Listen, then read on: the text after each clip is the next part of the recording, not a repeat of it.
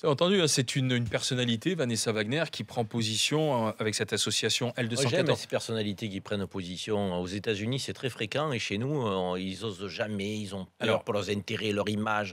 C'est bien, qu'on soit d'accord ou pas avec elle, j'aime quand ces gens-là sortent du bois. C'est une vidéo qui nous montre l'abattage des vaches gestantes. Alors, bon, les images sont terribles. Marianne Saubré a eu du mal à les regarder ce matin. Ah, tu m'as montré une image fixe et c'était déjà trop. Donc, l'abattoir tue chaque semaine 1000 bovins, 1500 ovins, abat également des vaches pleines avec un simple couteau. On voit les ouvriers qui tranchent les utérus des vaches, qui laissent le liquide amniotique couler et le fœtus se tomber. Ensuite, on les jette dans un bac à boyaux, quoi.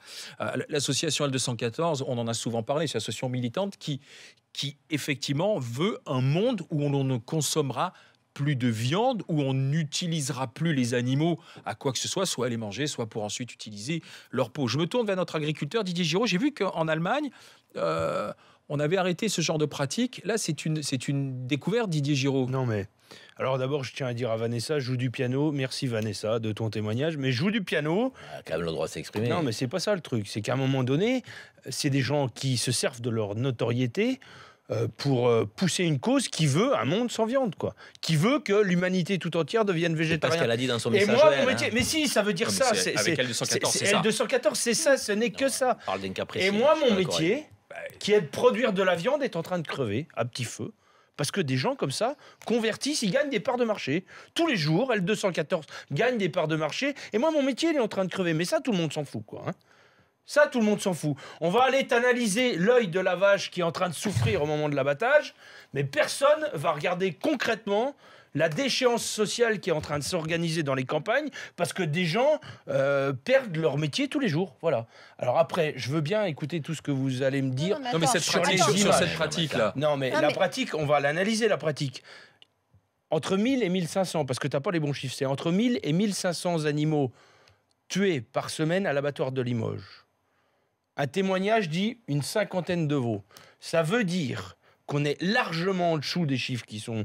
Voilà, ça arrive qu'une vache soit pleine au moment de l'abattage. Et c'est plutôt quelque chose qui est fortuit, parce qu'une vache pleine, je vais vous expliquer un truc qui économiquement est indémontable. Une vache qui doit faire 400 kilos de viande, elle est engraissée pour faire 400 kilos de viande.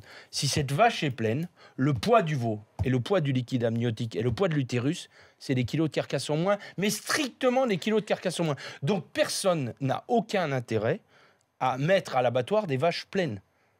Le raisonnement qui consiste à dire je ne veux pas qu'on parle des horreurs qui se passent parce que vous comprenez, moi, je veux continuer à vendre ma viande. C'est exactement le raisonnement qui conduirait les Chinois, par exemple, à dire vous dénoncez le travail des enfants et vous nous empêchez, à nous, de vendre nos produits pas chers. Ben moi, je suis désolée. C'est inacceptable. C'est un raisonnement que je ne peux même pas entendre. Trop facile, si tu veux. Mais non. Non, mais toi, Marianne, on va dire, on divise. On fait venir des avocats de Pologne et puis on divise ton salaire par deux. Tu vas faire quoi? Tu vas faire comme moi, tu vas couiner. Non, ce que je vais faire, c'est que je vais me remettre en question.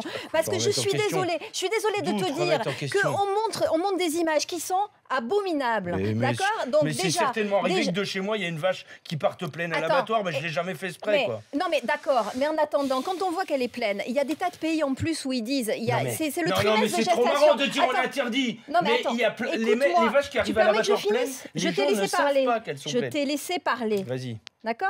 Donc, je suis désolée, mais Monsieur Giraud et tous les autres, au lieu de se remettre en question et de dire, avant de les envoyer à l'abattoir, on va vérifier si elles sont pleines ou pas pleines, parce que c'est quand même pas compliqué. Excuse-moi, je suis pas paysanne, mais je mets les mains sur le ventre d'une vache et je suis capable de dire si elle est pleine ou pas. Surtout à ce stade-là, parce que quand tu regardes, c'est des veaux, c'est-à-dire c'est pas des fœtus. Là, on parle de fœtus. Non, on est aux dernières phases de la gestation. Ils sont viables. Ils sont viables.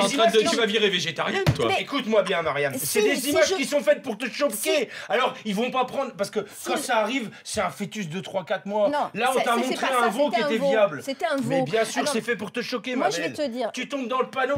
Tu tombes dans le panneau. Si le prix pour manger une entrecôte, c'est qu'on fasse ça à des animaux, j'arrête. Mais sur une tuerie de 1500 bêtes par semaine... Écoute-moi bien, Marianne. Sur une tuerie de 1500 bêtes par semaine, si des veaux tels que tu les as vus dans les images, il y en avait 2, c'est le bout du monde. C'est déjà trop. Mais c'est comme les enfants dans les usines chinoises. Un, c'est déjà trop. D'accord. Voilà. Karim Zeribi.